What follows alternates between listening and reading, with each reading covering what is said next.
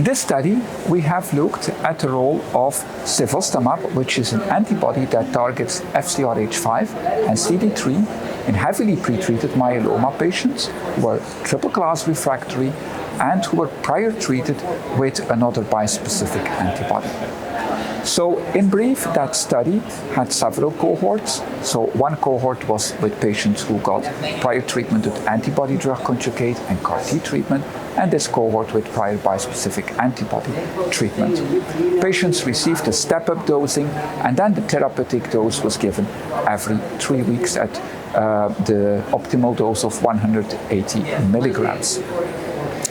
Now, in terms of safety, we found that Cevostamab was also very well tolerated in terms of the CRS events, in terms of bone marrow suppression. This was all very comparable with the other cohorts. And given the fact that patients had received in this cohort a median of 8 prior lines of therapy, the overall rate of severe infections was very acceptable. It was only 29%. Now, in terms of efficacy, these results were more disappointing compared to the other cohorts because the overall response rate was only 10% in patients who received a bispecific antibody after another, despite a washout period of at least 3 months.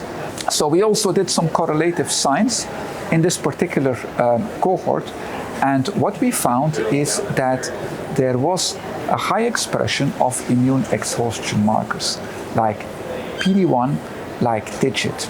And that was much more pronounced in this cohort of one bispecific, so Cevostamab after another bispecific antibody, compared to the other cohorts where patients received Cevostamab post an antibody-drug conjugate or post CAR-T.